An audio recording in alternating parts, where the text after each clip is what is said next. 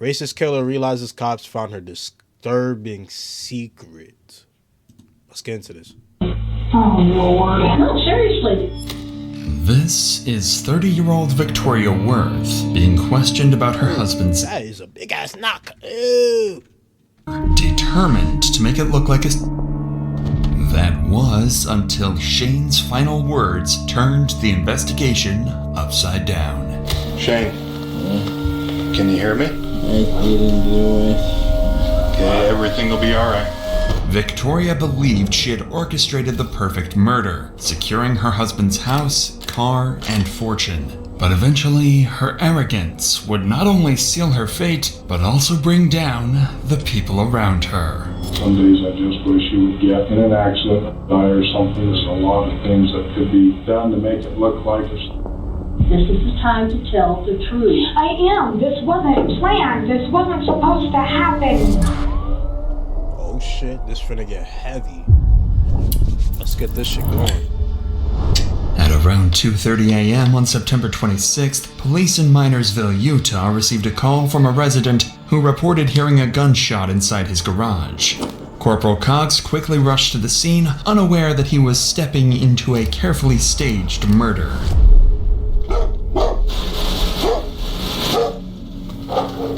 Hello! God damn, your house messy as shit. Gosh. Oh, bro. God damn. Hoarder?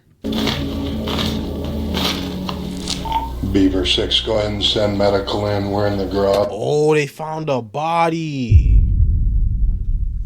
Alright, man, I got some help coming for you. Got one maybe through braid through the chest, so we're gonna have to expedite some things here. One through in the chest. This is Shane Davis. He's still alive, but drifting in and out of consciousness. But before EMS could get him to the hospital, Shane managed to mumble something, a crucial detail that would become the first major clue in uncovering everything. Looks like he's walked out to here. Just keep talking to us, Shane. You'll be good. Shane, my name's Christine. I'm with the ambulance. If things go quiet, just keep going. We're just gonna roll you back, Shane, okay? Okay. He said he did not do it to himself. With Shane insisting he didn't shoot himself, detectives began to consider that this was not a self-inflicted act, but attempted murder. The officer counted 6 people in the house, while they were still seen as... 6 people in the house? What the hell? So there's 6 people in the house. Nobody saw who shot him? Y'all telling me 6 of y'all in the house. Nobody knows who shot him. Alright. What I need from all 6 of y'all to do is to... Stop the cap! As witnesses, their strange behavior and absence of a gun would soon raise suspicion. There's about 6 people in the house. You guys know Shane to own a pistol? He does own a pistol. Okay. It's in my room with him. I'm married to him. I don't see one out here anywhere, so I'm wondering where it's at. Nobody's seen a gun or anything like that. He's got a gunshot wound to his chest. As Shane fights for his life on the way to the hospital, detectives turn their attention to his wife, Victoria Worth. What up? Oh my lord, bro. Look at this, bro. She look like she supports. I'm not even gonna say, but she look like she support something, man. That's all I'm gonna say. Officers don't realize is that Victoria's mind is fixed on a dark thought. If Shane dies, she would inherit his house, car, and fortune with it. Oh my gosh. Is this why she seems so calm, huh? This is why she seems so calm. Man, we gotta start listening to what J. Cole say. If she don't want to be saved, don't save her. That is crazy. Shane dies, she would inherit his house, car, and fortune. With this twisted fantasy in mind, Victoria would go on to unwittingly reveal just how much she despised Shane. Is he gonna be okay? I'll tell you later. That's all I can say. Was Shane arguing with anybody tonight? Just a little bit with me over a stupid comment. Yeah. He's been drinking nonstop. He was driving. I told him to come home. He needed to stop it.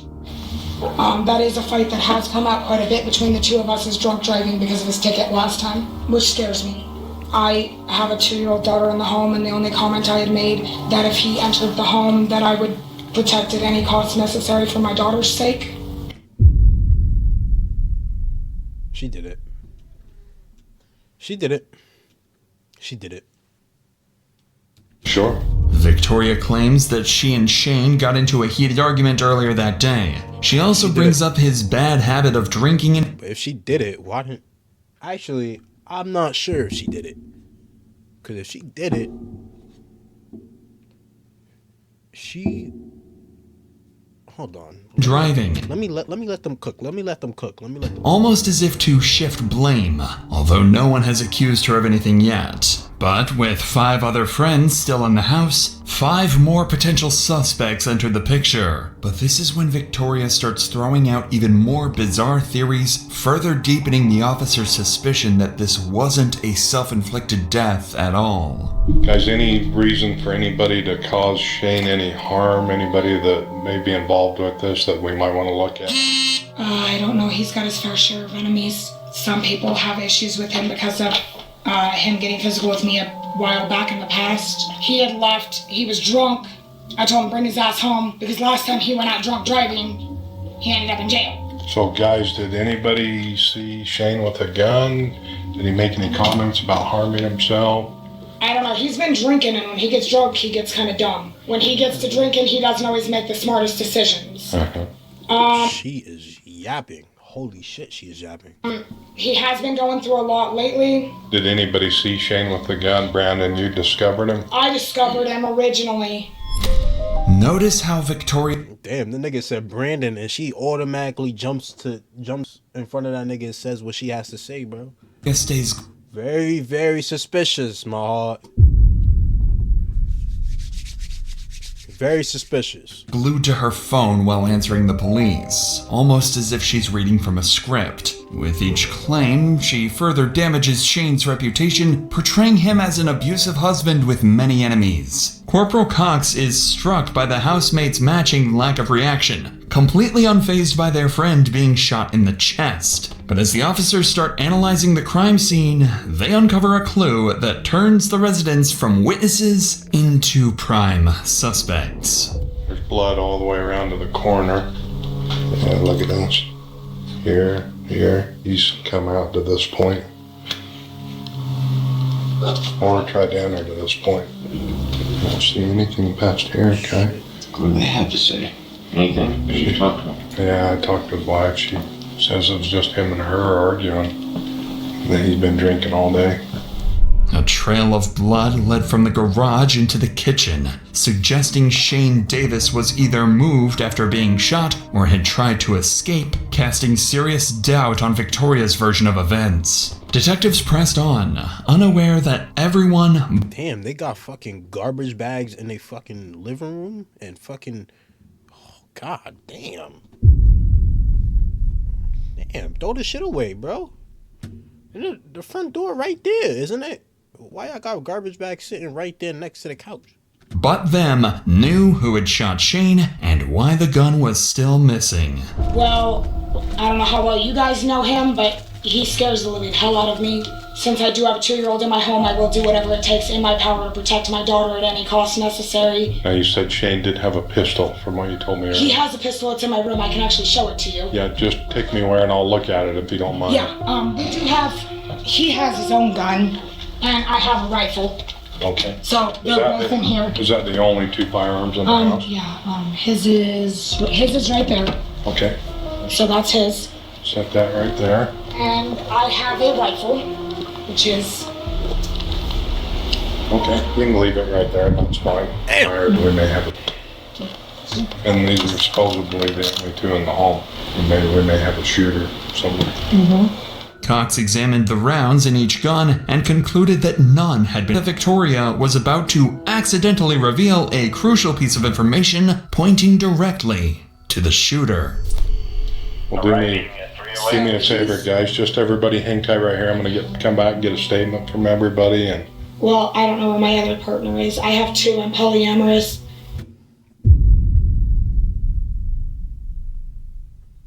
Okay. I get it now.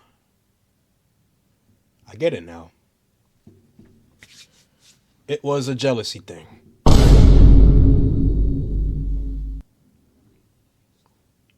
That's why the guide's not there.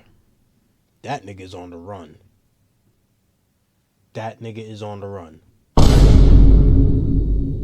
I get it. Like, I don't understand, bro. Like, hold on. Does he know about this? Wait, she says she's in a polyamorous. everybody in. Well, I don't know where my other partner is. I have two. I'm polyamorous. Why? Who made this up? Who made poly relationships up? That ass. Why? Nigga, if you don't want to be with one person, nigga, just break up. What the fuck? Nigga, I don't want two females bothering me all the time. Are you crazy? Nigga, I'd personally go crazy. He's been gone for a while though, long beforehand. Okay. So he left earlier today and has been out and about for a while. So it was that nigga that shot her. That nigga shot her husband, and that nigga on the run, and she just snitched on the nigga. So there goes that nigga. That nigga's on the run, and she just snitched on that nigga. So that nigga is cooked. That nigga is cooked. Okay. Yep, just hang tight right here, guys. But just as the officers were about to leave, one of the residents revealed that Victoria's secret lover despised Shane and... What the fuck did I just say? It's a jealousy thing. This nigga wanted to get... I don't know why he did it. I don't know what's going on. They gonna tell us. But he shot him because of jealousy thing. Was seen leaving the house around the time of the shooting. He identified the man as Mike Miller. Oh! Bumbleclad! What the fuck? Nigga, if you don't get this shaggy looking motherfucker out of here, bro. King. Bro, look like a fucking leprechaun. A leprechaun and Shaggy had a fucking child. Bro. What type of fate is that, bro? Someone well known to police. And he has an active criminal record. For his considerable criminal record. Let's see what he has done. Finally, the police have a lead, marking the start of the hunt for their primary suspect. The officers were now on the lookout for Mike, a likely suspect in Shane's death, or at the very least, someone with answers. So that means the nigga died, bro. Damn.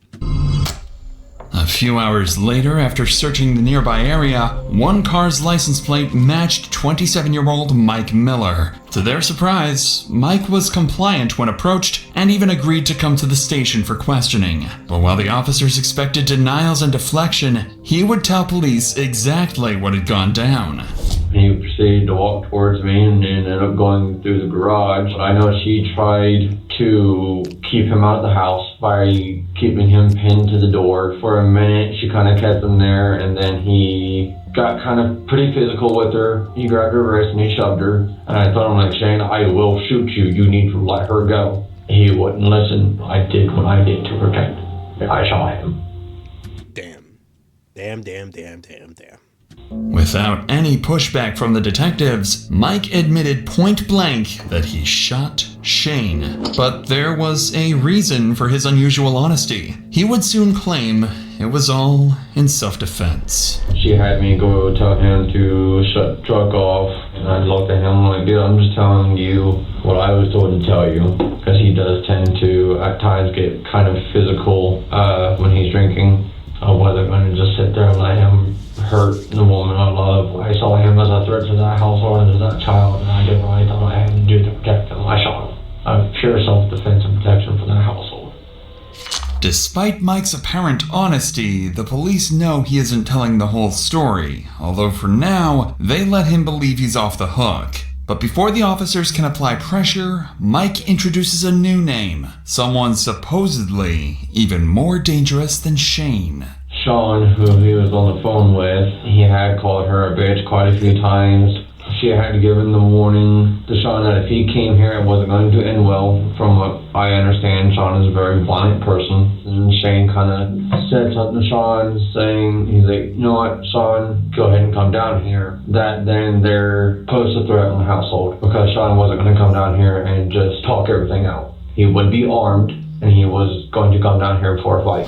According to Mike, Sean was a friend of Shane's who was moments away from arriving at the house, armed and ready for a fight. But since Mike had spent 5 hours on the run after the shooting, it's possible Victoria instructed him to tell the police this story and perhaps even to claim self-defense. So what does Sean have to do with this? However, Mike's self-defense argument was far weaker than he realized, and the detectives began pressing him on it. Why did you immediately go to the gun rather than try to physically stop him? Because there's two of you and just one of him. Facts. There's two of y'all allegedly against him. Why would you automatically pick up the gun? Huh? You wasn't that scared of him. First of all, y'all both probably built the same. There's no way in hell that you think that using a gun was better than handling it with yourself, with your hands. So whatever you just said, that shit was cap. Stop the cap. Shit was cap. Stop the cap. Stop the cap. The light wasn't on, and like I said, it's really cluttered in that garage, so I would have ended up falling and stumbling. Hindsight 2020, is there a way that you would have handled this differently? Yes, if he hadn't been so stubborn. Yeah, I mean, but rather with using the weapon. And that's something I thought about throughout the night while I was driving, is that I probably could have handled that a lot differently, but like I said, he was already being fairly aggressive with everyone else and pretty loud. As the officer points out, with multiple men in the home, subduing Shane wasn't just possible, it was the right thing to do. By now, Mike and Victoria's relationship seemed increasingly strange, and the officer realized this was likely something they would want to push on. And he was right. So has there been any jealousy squabbles between you and Shane? I mean, have you seen him with Victoria and became jealous? We've had our moments where, he wasn't really giving them toys. Everything had came out that me and Victoria were together and had been together for quite some time and whatnot. She basically told him she was staying with me, and that was that. He was going to have to deal with it or, end the relationship. Just as the officer suspected, jealousy and rage explained Mike's actions far better than self-defense. With their primary suspect now in custody, devastating news arrived from the hospital. Shane had passed away. As Mike prepared to be charged with manslaughter, R.I.P. to Shane, bro. Victoria believed her brilliant plan had succeeded and that she had outsmarted the police. But little did she know, her arrogance would eventually... Nah, niggas would deadass kill for females that look like this, bro. She's deadass built like a sack of potatoes, and niggas killing for her, bro. Bro, they look like they can deadass be siblings, bro. Shaking my head, bro. Shaking my head. To catch up with her. It's now 1 month after Shane's death, and Victoria is still living in his house, driving his car, and carrying on as if nothing had happened. Hold on, what? 1 month after Shane's death, and Victoria is still living in his house, driving his car, and carrying on as if nothing had happened. Nah, bro, no way. She frequently visits Mike in jail and writes Facebook posts about how much she misses Shane. Stop the cap. It seems that fateful night was behind her, and Victoria was free to live her dream life. But that was until something completely unexpected happened. On November 7th, the detectives received an anonymous tip to check Victoria's Snapchat account. While they weren't expecting much, after all, their primary suspect was already in custody, the investigation was about to be turned upside down. Unbeknownst to the police, Victoria... Some days I just wish he would get in an accident and die or something. Once he's gone, we could get married. I'm gonna keep the house. Nah. Don't tell me she backdoored this nigga. Nah, gang. Had been planning Shane's murder for months over Snapchat with Mike. Well, Bumbleclad! Nah, she backdoored this nigga, bro. Mike may have pulled the trigger. It rather look like it was suicide. I rather it look like it's the only way it can be done if done right. Once he's gone. Hold on. Before anything, why the fuck is this nigga's name Devil Daddy 13? Brother, who the hell you think you are? You are a grown-ass man calling yourself Devil Daddy 13. Grown-ass man. The messages made it clear that Victoria was the mastermind, with this new evidence showing that Victoria had conspired with Mike and encouraged Shane's murder. The detectives were ready to bring her in. Although Victoria remained arrogant, Shane's murder, the detectives were ready to bring her in. Although built like a fucking waffle, bro. Holy shit, her back is fucking huge. God damn, bro. Niggas deadass be killing for shit over this, bro. Gosh. Victoria remained arrogant, still convinced her plan was flawless. The police now had enough proof to completely dismantle her. So, I mean, were there ever times that you and Mike talked about Shane together and that you were both upset with him because of things he was doing? Yeah. What was that about? Just the way that he was acting and his behaviors at hand, and that if it was going to continue on, that we're going to sit down and sit there and say no more alcohol allowed in the house at all. Mike had multiple usernames on Snapchat.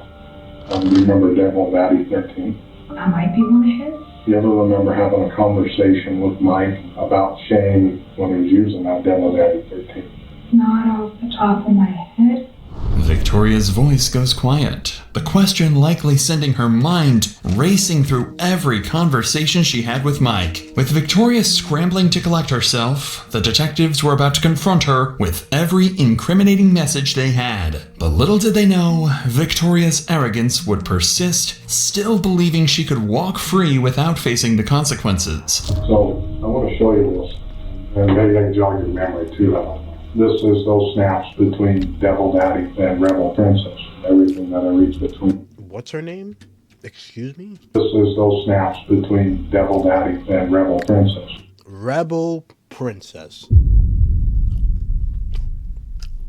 Grown-ass man and a grown-ass woman named Devil Daddy 13 and the Rebel Princess.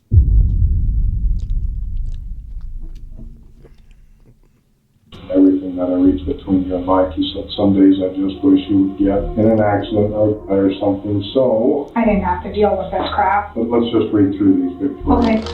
So, cut your wrist to get caught. It was supposed to say... Touch your wrist to get caught. Too much of a risk, your dumb ass would get caught. So then, Mike responds back to you. It can be done if done right, and it wouldn't be hard to do. And then you responded back to him saying... Yeah. Not without getting caught or guilty. And that's where I'm sitting here trying to convince him, like, no, you're not doing this. One, you're going to get caught. Two, you're going to feel hell guilty about shit. So Stop the cap. Again, Mike, to you, getting caught wouldn't be an issue. One doesn't carry guilt with me. Person has no hope. What? Getting caught wouldn't be an issue.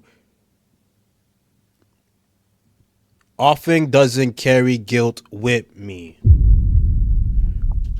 person has no hold on me. Goes back to you. There's a lot of things that could be. There's a lot of things that could be done to make it look like a natural cause or Done to make it look like natural causes based off his depression and all that's going through his head. Oh my gosh. Not enough to kill him, but enough to get a point across. Nigga, wait, whoa. My dad before, not enough. Based off his depression, all that's going on through his head. To kill him, I've done it to my dad before, not enough to off him, but enough to get a point across and make a difference. Get a point across and make a difference. To a point, and if he dies, he can't defend himself. We can all say he's been acting hella different. The right story by everyone can dismiss it all, and then you say, I'd rather it look an accident. It's the only way. I'm gonna keep house. Nah, bro. That nigga that's in jail that they got, keep that nigga in there. He is fucking psycho, bro. That nigga is psycho, bro. That nigga did the same thing to his own pops. That nigga is psycho, bro. Sitting here and I only want one thing from you and one thing only. I want the truth. You didn't even expect us to have those. Needless to say, Victoria How would your dumb ass go on Snapchat and start texting shit like that, bro? Them two niggas dead ass did all that and didn't think they was gonna get caught. Didn't think the police was gonna check their social medias and shit. As a matter of fact, they didn't. Somebody else tipped and gave the police a fucking layup, bro. And guess what they doing? They slammed dunking that shit right on her fucking dome. Indeed wasn't expecting this. Corporal Cox has just revealed a conversation from 2 weeks before Shane's murder in which Victoria explicitly expresses her wish for his death. Her intent is clear as day. I'd rather it look like an accident. It's the only way. Other messages, such as touch your wrist to get caught, reveal the meticulous planning that went into Shane's murder. Victoria is naive enough to try and explain the messages away, even claiming that she was actually trying to dissuade Mike from shooting Shane. But despite the overwhelming evidence, Victoria still had a plan to slip out of this predicament.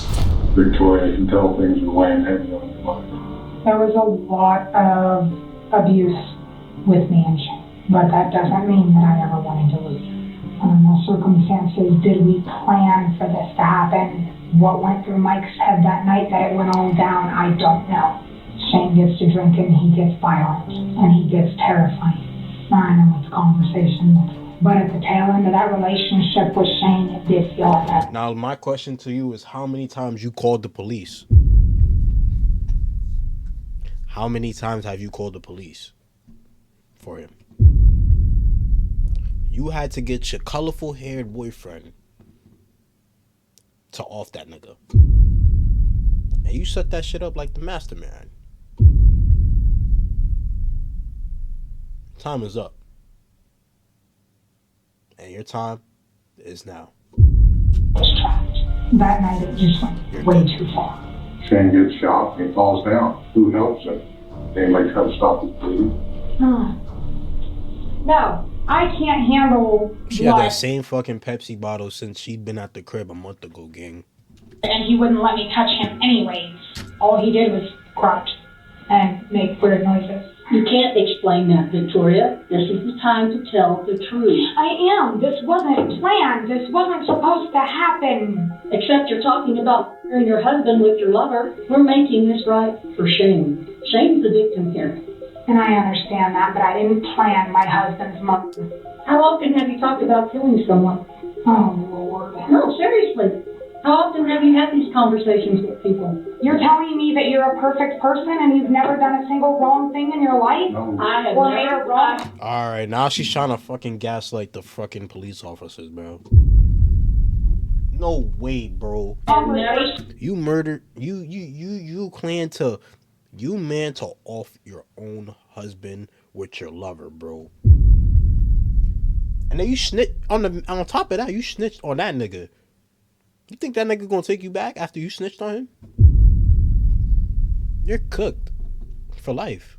talked about. Okay, but you've never sat there and made a wrong retort. Remember what I told you Shane was sick that morning? Yeah. You remember what you said back to me? No. And you actually said to me you were worried about losing the house. Your husband just died and told you that. Do you think those things planted the seed in Mike? And it might have. So planting the seed in there, possibly. I very well might have without even intending to do so. 90% of that, yes, was smart ass remarks. Can I please go smoke? Can I please go smoke? Bitch. Let me tell you something. You're done. You're done. Say goodbye. I'll tell you this right now, absolutely no. W. Take her ass straight to jail. What I have for you is an arrest warrant signed by the 5th District. Let's go. Seriously? Let's go. You are being placed under Let's arrest. go. I did not kill my husband, and that will come up, and I will sit there and make sure of it. You guys. You right about one thing. You did not kill that. You did not off that nigga. You just had somebody else to do it. Are making a huge mistake. Nah. Victoria finally admits to planting the idea of murdering Shane in Mike's head. Hey, you did all that line just to go up in there and say you did it. Unbeknownst to her, Corporal Cox has masterfully coaxed her into confessing and sealing the fate of her secret lover. Months after the murder, Victoria was finally arrested and escorted to Beaver County Jail, the same facility where her lover was being held. How much Mike Miller pled down from murder to manslaughter and received a sentence of 8 flipping years? How? Nigga, what lawyer does he have? years to life. Victoria Worth was convicted of criminal solicitation and conspiracy to commit aggravated murder. Guaranteeing she gon' if he gets 8, then she has to get like what, 3? Murder and sentenced to I literally called the number. 3 years to life in prison. 3 years to life. How come he didn't get life though?